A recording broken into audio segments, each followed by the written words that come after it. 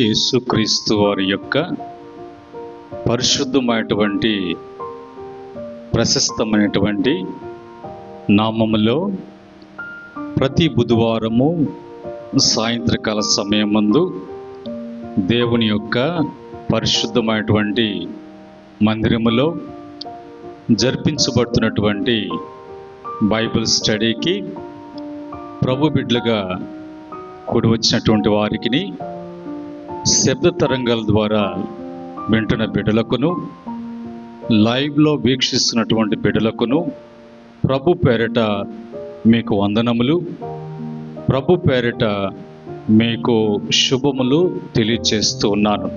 ప్రియమైన దేవుని బిడ్డలారా, ఈ యొక్క సమయంలో దేవుని యొక్క వాక్యాన్ని మనము చదువుకొని ప్రార్థనాపూర్వకంగా ధ్యానం చేద్దాం. ఈ సమయంలో కీర్తన 46వ కీర్తన మొదటి చరణాన్ని చదువుకొని మనము ప్రార్థనాపూర్వకంగా ధ్యానం చేద్దాం. ఇక్కడ రాయబడినటువంటి మాట నేను చదువుతున్నాను. కీర్తన 46వ కీర్తన మొదటి చరణంలో, దేవుడు మనకు ఆశ్రయమును దుర్గమునై ఉన్నాడు, ఆపత్కాలములో ఆయన నమ్ముకొనదగిన సహాయకుడు. ప్రార్థన చేసుకుందాం. కృపగలిగినటువంటి దేవ, దయగలిగినటువంటి ప్రభు, మీ మాటలు మేము మీ సన్నిధిలో చదువుకున్నాం. ఈ యొక్క బైబిల్ స్టడీలో మీ మాటలను మీరే వివరించి బోధించండి. బిడ్డలు వింటున్నారు, బిడ్డలు చూస్తూ ఉన్నారు, బిడ్డలు గ్రహిస్తూ ఉన్నారు. వారి హృదయములతో మీరు మాట్లాడండి. మీ కార్యములు బిడ్డలు చూచినట్లుగా, మనోనేత్రములు తెరవబడినట్లుగా, సత్యమందు వారు స్థిరపరచబడినట్లుగా, మీ యొక్క కార్యములు వారి జీవితములో నెరవేర్చబడినట్లుగా, మీ రక్షణ కార్యము బిడ్డలు పొందుకున్నట్లుగా జరుగునట్లుగా సహాయం చేయమని యేసుక్రీస్తు నామములో అడిగి వేడుకుంటున్నాము తండ్రి, ఆమేన్. ప్రియమైన దేవుని బిడ్డలారా, ప్రియమైన దేవుని సంగమ, ఈ సమయంలో మనము కీర్తన 46వ కీర్తన 1వ చరణాన్ని మనం చదువుకున్నాం. ఇక్కడ రాయబడినటువంటి మాటలలో దేవుడు ఆశ్రయముగాను దుర్గముగాను ఉన్నాడు. ఆశ్రయముగా దుర్గముగా ఎప్పుడు ఉన్నాడు, ఎక్కడ ఉన్నాడు, ఎలాగున్నాడు, ఎలాగా ఆ యొక్క ఆశ్రయం, ఎలాగా ఆయన మనకు దుర్గము, వేటి విషయంలో అనంటే అక్కడే ప్రక్కన రాయబడినటువంటి మాట, ఆపత్కాలములలో, అపాయాలలో, బాధలలో, కష్టాలలో, నిందలలో, అవమానాలలో, పరిస్థితి అనుకూలము కానటువంటి పరిస్థితి, ఒక్కొక్క సమయంలో మరి అంతా కూడా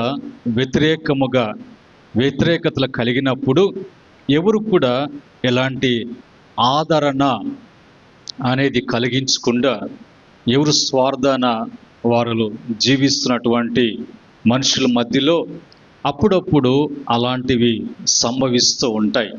కానీ అది గ్రహించి దాని విషయంలో ఆదరించి దగ్గరికి తీసుకొని వాటన్నించి విడిపించడానికి, తప్పించడానికి మరి సహాయం చేయగలిగినటువంటి వారు ఉన్నారా అనంటే, మరి ఏ కోణాన చూసినా కూడా సహాయం చేసేటువంటి వారు లేరు. మనుషులు స్వార్థ ప్రియులు, బంధువులు ఉంటారు, రక్త సంబంధికులు ఉంటారు.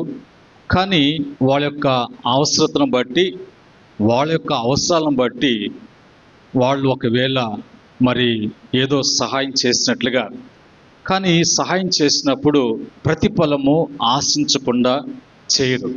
రెండవదిగా అక్కడ వాళ్ళకు స్వార్థము అనేది చూపిస్తారు. అలాగా ఏ దిశకు వెళ్ళినా, ఏ కోణంలో చూసినా, అది ఎలాంటి వర్గమైనా సరే, మరి అలాగా మంచి కోరేటువంటి వారు ఉన్నారా, మంచి జరిగించేటువంటి వారు ఉన్నారా నాకు అలాంటి మేలు చేసేటువంటి వారు ఎవరు ఉన్నారు అంటే మనుషులు, లోకము, లోకంలో ఉన్నటువంటి ఏది కూడా నమ్మదగినటువంటిది కాదు అనేది మరి వాక్యం చెప్పేటువంటి మాట. ఇందును బట్టి ఎవరు ఆ యొక్క ఆశ్రయం, ఎవరు వలన ఆ దుర్గం, మరి ఆ సహాయము అని అంటే అది దేవుని వలనే కలుగుతుంది. ఆ దేవుడు ప్రతిఫలము ఆశించేవాడు కాదు. ఆయన జీవము కలిగినటువంటి దేవుడు, ఆయన సజీవుడు, ఆయన నిన్న నేడు ఏకరీతిగా ఉన్నాడు. ఆయన సర్వాంతర్యామి, ప్రతి స్థలములో ఆయన ఉండగలడు. ఇప్పుడు ఇక్కడ ఉండగలడు, ఇదే సమయాన మరి అమెరికాలో కూడా ఆయన ఉండగలడు.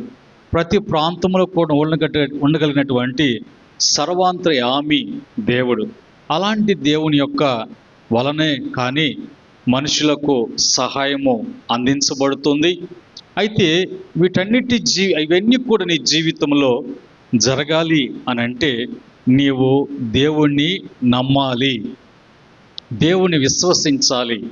నీవు లోకంలో ఉన్నటువంటి వాటిని, ఒకవేళ డబ్బును నమ్ముకునేటువంటి వారు ఉంటారు, బంగారు నమ్ముకున్నటువంటి వారు ఉంటారు, ఆస్తిపాస్తులు నమ్ముకున్నటువంటి వారు ఉంటారు, ఇరుగు పొరుగు వారిని నమ్ముకున్నటువంటి వారు ఉంటారు, బలగాన్ని నమ్ముకున్నటువంటి వారు ఉంటారు, బంధువులు నమ్ముకున్నటువంటి వారు ఉంటారు. కానీ ఇది ఏది కూడా శాశ్వతం కాదు, వీటేవి కూడా నమ్మదగినటువంటి కాదు అనేది తెలుసుకోవాలి. నమ్మదగినటువంటి దేవుడు ఆల్ఫా ఓమేగా, ఆయన ఆది అంతము లేనటువంటి వాడు. ఆయన శాశ్వత కాలం నుంచి శాశ్వత కాలం వరకు నివసిస్తున్నటువంటి దేవుడు. ఆయన పేరు సర్వశక్తిమంతుడైనటువంటి దేవుడు అనేది మనకు తెలియాలి.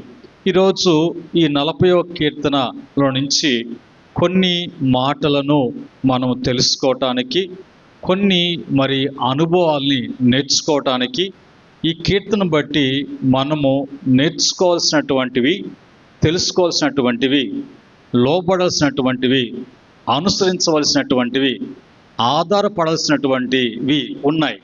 అవి ఏంటి అనేది ఈ కీర్తన నుంచి మనం చూసుకుందాం. ఇంచుమించుగా ఈ యొక్క కీర్తనలో 11 మరి చరణాలు, వచనాలు ఉన్నాయి. ఈ యొక్క కీర్తన మరి ఎవరు రాశారు అనంటే ఆ దినములలో కోరాహు కుమారులు, లేవియా వంశానికి సంబంధించినటువంటి వారు మందిరము యొక్క సేవలో, దేవుని యొక్క సేవలో, సంగీతములో, మరి పాటలు పాడటములో, సంగీత వాయిద్యములు వాయించటములో పాత్ర వహించినటువంటి వారు. మరి ఇవి ఏ సందర్భంలో పాడినటువంటి కీర్తన అని అంటే దీనికి మరి చెప్పేటువంటి ఏంటంటే, మరి పరిస్థితులు అనుకూలంగా లేనప్పుడు, అలాంటి పరిస్థితుల్లో దేవుని యొక్క సహాయము అందించబడడం, యుద్ధ కాలములో మరి శత్రువుల నుంచి కాపాడబడి, రక్షించబడి, దేవుని యొక్క ఆశ్రయములో, దేవుని యొక్క దుర్గములో భద్రపరచబడినటువంటి అలాంటి అనుభవం కలిగినప్పుడు రాసినటువంటి కీర్తన అని తెలియచేయబడుతున్నది. ముఖ్య ఉద్దేశము ఏంటి అంటే బైబిల్ ఉన్నటువంటి ప్రజలకు ధైర్యము ఇవ్వటానికి, రెండవదిగా దేవుడు మనకు ఆశ్రయము అని గుర్తు చేయటానికి, మూడవదిగా మరి కలతల మధ్యలో దేవునిపై విశ్వాసాన్ని పెంచుకోవటానికి ఈ కీర్తన ద్వారా మనం తెలుసుకోవటానికి, నేర్చుకోవటానికి ఈ కీర్తన మనకు దేవుడు వ్రాయించారు. ఈ క్రమంలో మరి జీవితాలలో మనము మరి దేనికి కూడా భయపడాల్సినటువంటి అవసరము లేదు.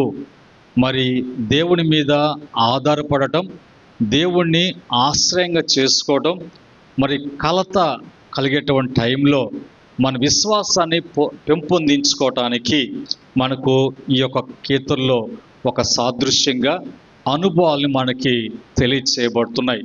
అదేవిధంగా మరి ఈ యొక్క మరి ఆశ్రయము అనేటువంటి మాట గురించి, ఈరోజు దేవుని యొక్క ఆశ్రయము అనే దాని గురించి మనం తెలుసుకోబోతున్నాం, నేర్చుకోబోతున్నాం, చెప్పుకోబోతున్నాం.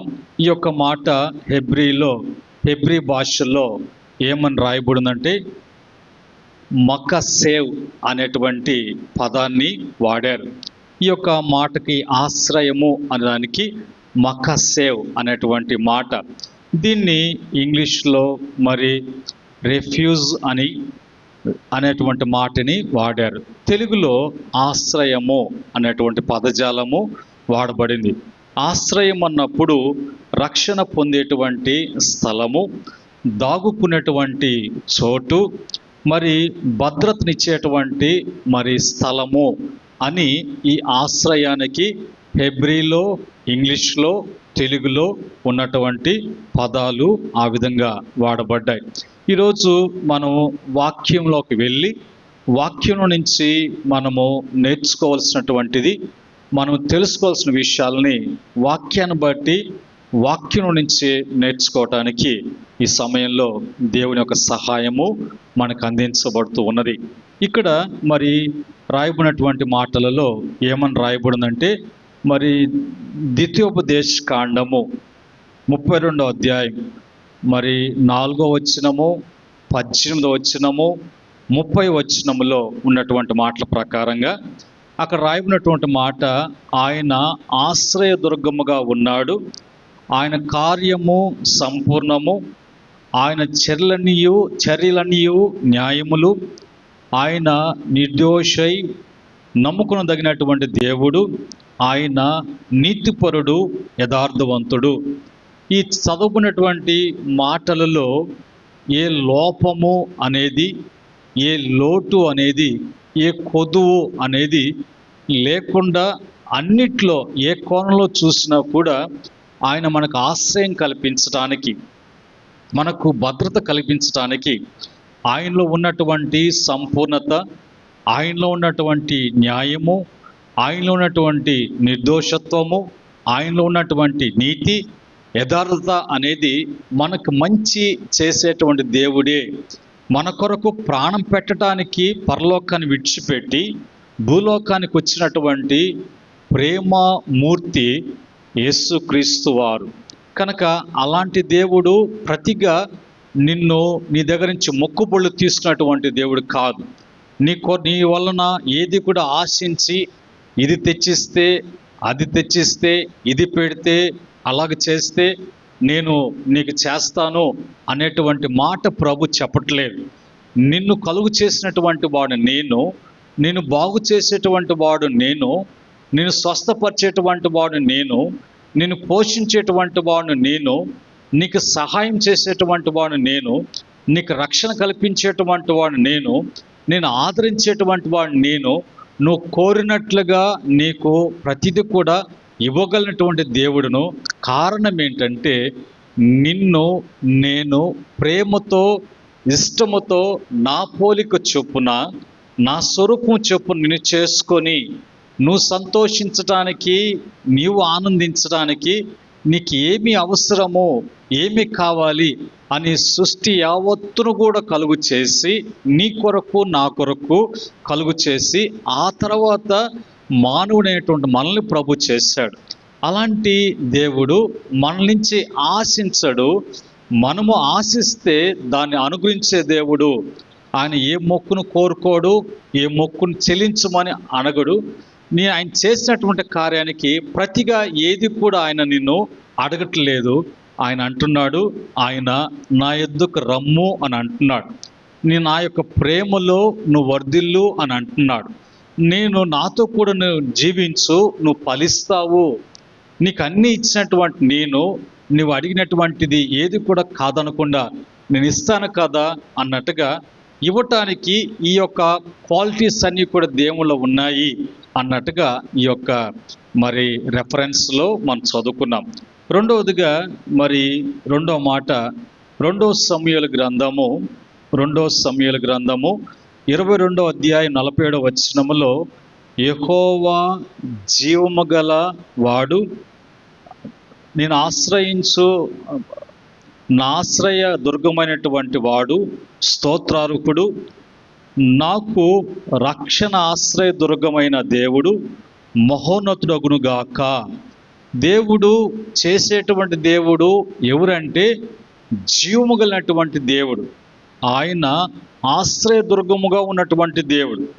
మరి అలాంటి దేవుడు ఎప్పుడు కూడా స్తోత్రార్హుడు. ఆయన పొగడబడుతూ ఉంటాడు, గణపరచబడుతూ ఉంటాడు. ఆయన ఉచితముగా చేసేటువంటి దేవుడు. రెండవదిగా మరి రక్షణ ఆశ్రయదుర్గముగా ఉన్నటువంటి దేవుడు. నిత్యముగా ఆయన మహోన్నతుడు. ఉన్నతమైనటువంటి స్థలముల మీద ఉన్నతమైనటువంటి స్థితిలో ఉండి ఆయన చేసేటువంటి కార్యాలు గొప్పగా ఉంటాయి. మూడవదిగా చూసినప్పుడు 2 సమూయేలు గ్రంథము 22వ అధ్యాయం 32వ వచనములో అక్కడ ఒక మాట ఈ విధంగా రాయబడి ఉంది. ఏంటి? యెహోవా తప్ప దేవుడేడి, మన దేవుడు తప్ప ఆశ్రయదుర్గమేటి ఏది అంటాడు. దేవుని వలన తప్ప దేవుడొక్కడే చేయగలిగినటువంటి వాడు. ఆయనే దేవుడు. ఆయన కాకుండా వేరొక దేవుడు ఎవరు? ఆయనే మనకు ఆశ్రయము. ఆయన కాకుండా వేరొక ఆశ్రయం మనకు ఎలాగా దక్కుతుంది ఉంది అంటే ఏది కూడా లేదు అన్నట్టుగా భక్తులు దేవుళ్ళు జీవించిన అనుభవాన్ని ఆ విధంగా వాళ్ళు రాస్తారు, ఆ తర్వాత తెలియచేస్తారు. అలాగనే బైబిల్ నుంచి కీర్తన 14వ కీర్తన 6వ చరణంలో బాధపడు వారి ఆలోచనలు మీరు తృణీకరించుదురు, అయినను యెహోవా వారికి ఆశ్రమై ఉన్నారు. ఇక్కడ రాయబడినటువంటి మాటల్లో అనేక మంది మరి బాధపడుతూ ఉంటారు, కష్టాలు పడుతూ ఉంటారు. తమ కష్టాలు ఇతరులతో చెప్పుకుంటే ఆ కష్టాల్లో ఉన్నటువంటి భారము బాధ కొంతైనా తగ్గుతుంది అన్నట్టుగా తమ బాధలను వ్యక్తం చేస్తూ ఎదుటివానికి మరి వారితో పరిచయం ఉన్నటువంటి వారికి, వారి స్నేహితులకో బంధువులకో అప్పుడప్పుడు ఆ బాధని కంట్రోల్ చేసుకోలేక, అదుపు చేసుకోలేక చెప్పుకోవాలా అని చెప్తున్నప్పుడు మరి వాళ్ళు తృణీకరిస్తారు. అది వాళ్ళకు వచ్చిన బాధ కాదు కదా, వాళ్ళకు కలిగినటువంటి కష్టం కాదు కదా, వాళ్ళు అనుభవిస్తున్నటువంటి బాధలు కాదు కదా, అది ఎదుటి వాళ్ళు అనుభవిస్తున్నారు, ఎదుటి వాళ్ళు కష్టపడుతున్నారు. మరి నేనెందుకు అది వినాలా? ఆ కష్టము వాళ్ళది, మరి ఆ కష్టంలో నాకెందుకు పాలు పంపులు?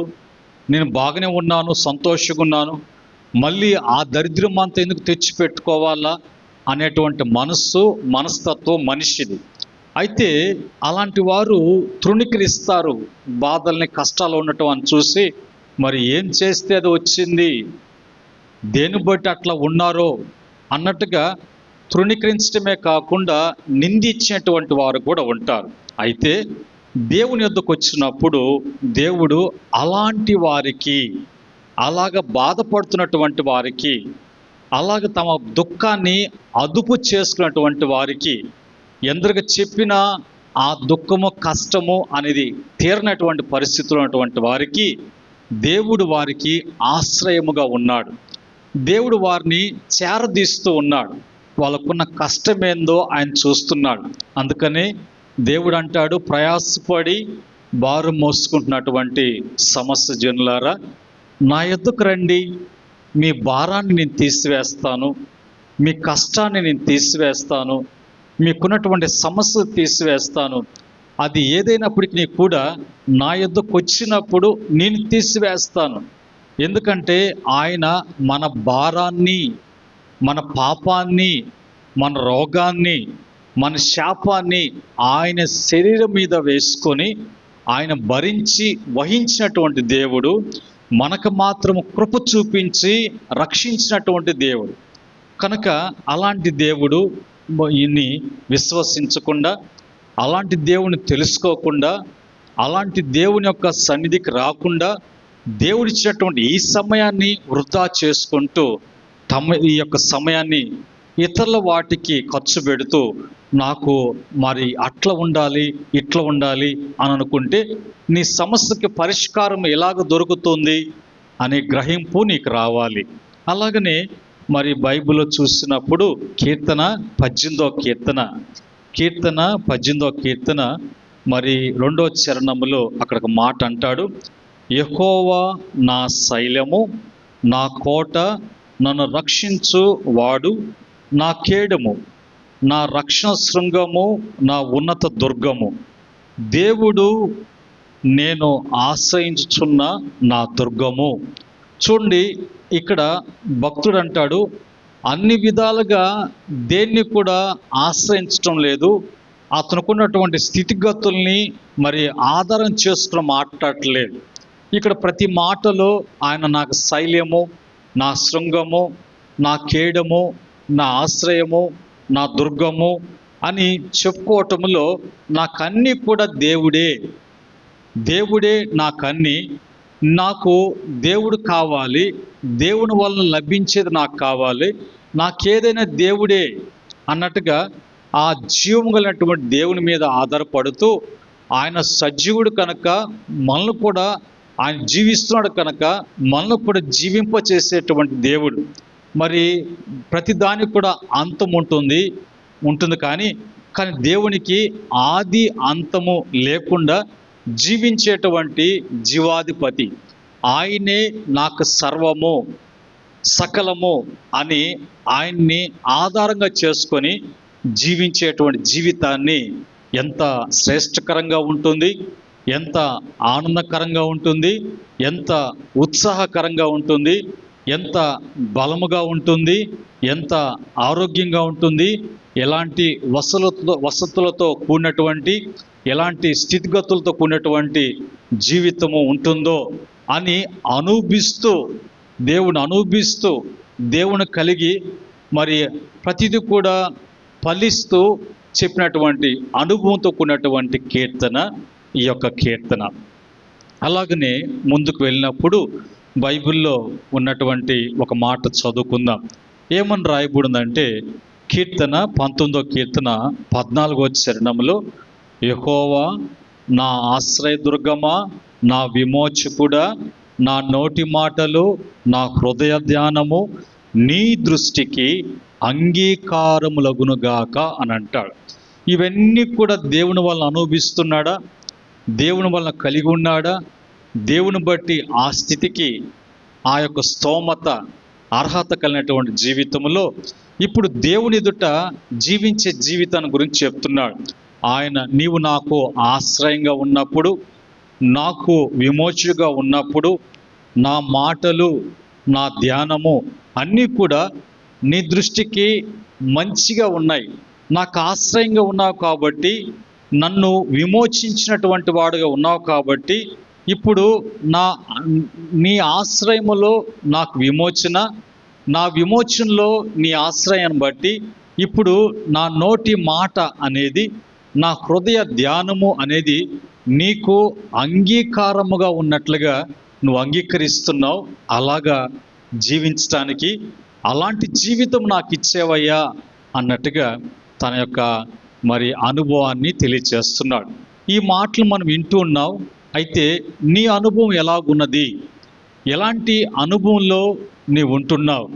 ఈరోజు బాధలు పడటానికైనా మరి దానికి సిద్ధపడుతున్నారు, కానీ కష్టాలకి సహించటానికి, మరి అనేకమంటి వేదనలు పడటానికి, ఆర్థిక పరంగా నష్టపోవటానికి, అనేక సమస్యలతో పోరాడటానికి సిద్ధపడుతున్నావు. కానీ వాటన్నిటిలో నుంచి అన్నిటిని కూడా తీసివేసి నీ జీవితంలో ఒక ప్రశాంతత, నీ జీవితంలో ఒక నెమ్మది, నీ జీవితంలో ఒక ఆనందము, ఒక సుఖము, సంతోషము అన్నీ కూడా ఉచితముగా ఆయనని ప్రేమించి నీ యందు ఏది కూడా ఆశించకుండా నీకు ధారాళంగా ఇచ్చేటువంటి దేవుడు నీకుండగా నువ్వెందుకు దేవుని విడిచి, దేవుని తెలుసుకోకుండా, దేవుని వద్దకు రాకుండా దూరంగా ఉంటూ ఎంతకాలం కష్టపడతావు, ఎంతకాలం ఆపదలో ఉంటావు, ఎంతకాలము ఆ రోగాల మధ్యలో, ఆ దరిద్రం మధ్యలో, ఆ కష్టాలలో,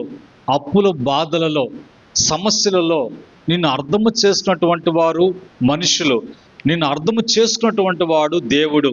నిన్ను అర్థము చేసుకొని నీ సమస్య ఎందుకు వచ్చిందో ఆ సమస్య రావటానికి కారణం ఏంటో, ఆ సమస్య నుంచి బయటపడి తిరిగి నీవు నీ కుటుంబం సుఖ సంతోషాలతో ఆనందభరితమైనటువంటి జీవితాన్ని నువ్వు జీవించటానికి కలగటానికి దేవుడు ఇష్టపడుతున్నాడు. అందుకని ఈ మాటలన్నీ కూడా నీకు తెలియచేస్తున్నాడు. కానీ ఈ మాటలను బట్టి నువ్వు తెలుసుకొని ప్రభు దగ్గరికి రాగలవా? ప్రభువుని విశ్వసించగలవా? దేవుని సన్ని నీ కొరకు ఈ ప్రాంతంలో ఏర్పాటు చేసి ఉన్నప్పుడు నువ్వు రాక, నిర్లక్ష్యం చేయక, వెనకడుగు వేస్తూ, ఇచ్చిన దినాన్ని, సమయాన్ని నిర్లక్ష్యం చేసుకుంటూ అలాగనే నువ్వు నష్టపోతావా అని పరీక్షించుకోవటానికి దేవుడు నీతో మాట్లాడుతున్నాడు. అయితే దేవుని ఆశ్రయిస్తే, దేవుని ఆశ్రయములో నీకు జరిగేటువంటి గొప్ప కార్యములు ఎలాగుంటాయి? ఏంటి ఆ గొప్ప కార్యములు? ఆ గొప్ప కార్యాలను బట్టి నా జీవితానికి కలిగేటువంటి మంచి ఏమిటి అని చూసినప్పుడు, మొదటిగా దేవుడిని నువ్వు ఆశ్రయిస్తే కలిగేటువంటి మేలు, మొదటిగా నీకు అన్నిట్లో నుంచి రక్షణ అనేది కలుగుతుంది దేవుణ్ణి బట్టి. 2 సమూయేలు గ్రంథము 22వ అధ్యాయము 3వ వచనం. రెండవదిగా నీ జీవితంలో నెమ్మది కలిగి వృద్ధి చెందుతావు. ఎక్కడ రాయబడింది? 2వ దినవృత్తాంత గ్రంథాలు 14వ అధ్యాయం 7వ వచనాన్ని బట్టి నీవు నెమ్మది కలిగి అన్నిట్లో వృద్ధి చెందటానికి, పైకి రావటానికి, నీ స్థితి అంతకంతకి ఎదగటానికి సంపాదిస్తున్నావు, ఎదగాల, కూర్చుకుంటున్నావు, బలపడాలా, అన్ని చూస్తున్నావు, అనుభవించాలా, దాన్ని బట్టి నీకు ఆనందం ఉండాలా, ఉంటుందా? లేదా? ఇదిగో వాక్యం చెప్తుంది, ఆయన ఆశ్రయించు, ఆయన దగ్గర నీకు అన్నిట్లో నెమ్మదినిచ్చి, నువ్వు సంపాదించిన కొంచెమైనప్పటికీ, నీ స్థితి కొంచెమైనప్పటికీ అంచెలంచెలుగా దేవుడిని హెచ్చించి, అంచెలంచెలుగా గొప్ప చేసి, నేను వృద్ధిపరిచి ఒక స్థాయి నీవంటే, నీ ఇంటి పేరంటే, నీ కుటుంబం అంటే, నీ వంశం అంటే, దేవుని ఆశ్రయించినటువంటి బిడ్డల అంటే ఎలాగుంటారో ఆయన లోకానికి చూపించేటువంటి దేవుడై ఉన్నాడు. మూడవదిగా మూడవ మాట మేలేంటంటే, ఎజ్రా గ్రంథము 8:22 ప్రకారంగా దేవుని యొక్క హస్తము ఎప్పుడు కూడా నీకు తోడై ఉండి నీ చేయి పట్టుకొని నడిపించడానికి, ఒకవేళ లోయలు అగాధములు వచ్చినప్పటికీ కూడా కొన్ని నేను పడద్రోయటానికి అవి ఉసి కలుపుతున్నా కూడా ఆయన చెయ్యి నీకు తోడుగా ఉంది కాబట్టి ఎత్తి నడిపించటానికి, నీకు ఆ సమయంలో సంకనెత్తుకొని భరించటానికి ఆయన నీకు ఆశ్రయమై ఉన్నాడు. అది నీ జీవితంలో ఒక మేలు. తర్వాత నాలుగవదిగా సామెతల గ్రంథము 16:20 ప్రకారంగా, కీర్తన 2వ కీర్తన 12వ చరణం ప్రకారంగా నువ్వు అన్ని విషయాలలో దీవించబడతావు. అంటే నువ్వు ధన్యుడు అవుతావు. ధన్యుడు అంటే దీవించబడినవాడు, దీవించబడినటువంటి వాడు ధన్యుడు. దీనిలో ఉన్నటువంటి అర్థం ఏంటంటే, నీకు లోటు అనేది దేవుడు చేయడు. లోపము అనేది నీలో లేకుండా, లోటు అనేది నీకు కలగకుండా నీకు మంచి చేసేటువంటి దేవుడు, నీవు ఆశ్రయించేటువంటి ఆ యేసు క్రీస్తు. అలాగనే నాలుగవదిగా కీర్తన 5వ కీర్తన 11వ చరణములో కాపుదల నీకు ఉంటుంది, ఆనందంగా ఉండేటట్లుగా చేస్తుంది దేవుని యొక్క సహాయం. ఆరోదిగా కీర్తన 31 కీర్తన 19వ చరణములో నీవు దేవుడు సిద్ధపరిచినటువంటి మేలు నువ్వు అనుభవిస్తావు. నువ్వు సిద్ధపరచుకుంది ఇతరులు ఎవరో సిద్ధపరుస్తారు, ఎవరో ఇస్తారు, ఎవరో బాగుపరుస్తారు, వాళ్ళు నన్ను ఇట్లా చేస్తారు కాదు. దేవుడు నీకు ముందుగానే దాన్ని సిద్ధపరిచి ఆ మేలు అనుభవించేటట్లుగా ప్రభు చేస్తారు. ఆ తర్వాత బైబిల్ ఉన్నటువంటి మాట ప్రకారంగా 7వదిగా కీర్తన 34 కీర్తన 10వ చరణములో కొదువ కొరత లేకుండా ప్రభు చూస్తాడు. చివరిగా కీర్తన 62వ కీర్తన 6వ చరణములో ఎన్ని వచ్చినా, ఏమి చేసినా నువ్వు కదలకుండా నిత్యము సియోను కొండవలె ప్రభు నిన్ను స్థిరపరుస్తాడు. ఇవన్నీ కూడా దేవుణ్ణి విశ్వసించి దేవుణ్ణి నమ్ముకొని దేవుని యొద్దకు వచ్చి దేవుణ్ణి ఆశ్రయించినప్పుడు ఇవన్నీ కూడా నీ జీవితంలో ప్రభు ఇవ్వటానికి ఇష్టపడుతున్నాడు. కనుక ఆయన యొద్దకు వచ్చినటువంటి వారిని ఎంత మాత్రం కూడా త్రోసి పుచ్చడు, వచ్చినటువంటి వారిని తరిమి వేయుడు, వచ్చినటువంటి వారిని నిర్లక్ష్యం చేయడు, వచ్చినటువంటి వారిని త్రోసివేయుడు. ఆయన ప్రతి ఒక్కరిని ప్రేమిస్తున్నాడు. పాపములో ఉన్నటువంటి వారిని ప్రేమించి రక్షించటానికి, పడిపోయినటువంటి వారిని ప్రేమించి లేవనెత్తడానికి, సమస్యలతో సతమతమవుతున్న వారిని దూరపరిచి ఆదరించటానికి, నీకు ఏది ఎట్లా ఉన్నప్పటికీ కూడా అన్నిట్లో నుంచి ప్రభు నిన్ను పైకి లేపి ఆశ్రయ దుర్గం మీద మరి ఆయనను ఉంచటానికి, ఆయన రక్షణ స్థలములో నివసించటానికి ప్రభు నీకు అవకాశం కల్పిస్తున్నాడు. కనుక ఇదే నీకు అనుకూల సమయం. నేడే నీకు రక్షణ దినం. దినములు చెడ్డవిగా ఉన్నాయి, చివరి దినాలు. టయాన్ని వేస్ట్ చేసుకోబాకు. ప్రభు మాట్లాడుతున్నప్పుడు, ప్రభు అనేక సమయాల్లో హెచ్చరిస్తున్నప్పుడు నువ్వు పెడచెవిని పెట్టొద్దు, నిర్లక్ష్యం చూపించొద్దు, మరి సోమర్తనముతో వెనకడుగు వేయొద్దు. ధైర్యంగా ముందుకురా, ఆయన సన్నిధికి రా. దేవునిని ఆస్వాదించి నీకు ఆశ్రయం కల్పించి మంచి చేస్తారు. ఇటు స్థితి యేసుక్రీస్తు ద్వారా మీకందరూ కూడా కలుగునుగాక. మీ కొరకు ప్రార్థన చేస్తున్నాను. మీరు ఎక్కడున్నా కూడా ఏకీభవించండి. దేవుడి మీకు ఆశ్రయముగాను దుర్గముగాను ఆపత్కాలములో నమ్ముకునదగినటువంటి సహాయకుడిగా మీకు సహాయం చేస్తారు. మా ప్రేమగల పరిశుద్ధ తండ్రి, మీ పరిశుద్ధ సన్నిధిలో బైబిల్ స్టడీలో మీ యొక్క ఆశ్రయము, మీ యొక్క దుర్గము, మీ యొక్క మేలు సహాయము ఎలాగ లభిస్తుంది అనే విషయాలు బహుతేటగా వివరించి బోధించారు. అనేక మంది బిడ్డలు విన్నారు. వారి జీవితాల్లో తండ్రి మరి ఏ సమస్యలో ఉన్నారో, ఎలాంటి పరిస్థితుల్లో ఉన్నారో బయటికి చెప్పుకోలేక, మింగలేక, దగ్గలేక, దాచుకోలేక, భరించలేక అనేక వేదన పడుతున్నారు తండ్రి. బిడ్డలందరినీ జ్ఞాపకం చేసుకోండి. ముఖ్యంగా ఈ కాలనీలో నివసిస్తున్నటువంటి ప్రతి కుటుంబంలో ఉన్న ప్రతి బిడ్డని పేరున ప్రార్థన చేస్తున్నాం. సమస్యల నుంచి, బంధకంచి విడిపించి మీ రక్షణ ఇచ్చి మీ సన్ని నడిపించి స్థిరపరచండి. బిడ్డలు బ్రతుకు దినములన్నీ కూడా సంతోషముతో, ఆనందముతో, కొరత లేకుండా, కష్టాజితము ఆస్వాదించబడటానికి, గర్భఫలము దీవించబడటానికి, మంచి స్థితులు కలిగి చదువులు, ఆరోగ్యం, వివాహం, సంతానం స్థితిగతులతో బిడ్డలను నీ ఆశ్రయములో బిడ్డలను వర్ధలింపచేయమని, వృద్ధిపరచమని కృపకు దయకి అప్పగిస్తున్నాం. సంఘాన్ని అప్పగిస్తున్నాం. అలాగనే బలపరచండి.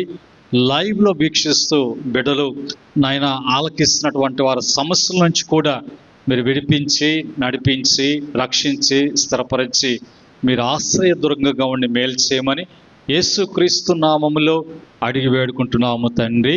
ఆమేన్. పరమ తండ్రి దేవుని ప్రేమ, రక్షకుడైనటువంటి యేసుక్రీస్తు కృప, పరిశుద్ధ ఆత్మని యొక్క నేను సహవాసం సంఘానికి, లైవ్లో వీక్షిస్తున్న బిడ్డలకును, మరి శబ్ద తంగాలు ఆలకిస్తున్న బిడ్డలకును, అంగీకరించినటువంటి వారు, అన్వయించుకున్నటువంటి వారు, దేవుణ్ణి దగ్గరకు వస్తున్నటువంటి బిడ్డలు, సకల పరిశుద్ధులకును ఆయన దాసులకును సదా తోడై ఉండి నడిపించునుగాక. ఆమేన్. దేవుడు మిమ్మలను, మీ కుటుంబాలను దీవించి ఆస్వాదించి వృద్ధిపరచునుగాక. ఆమేన్.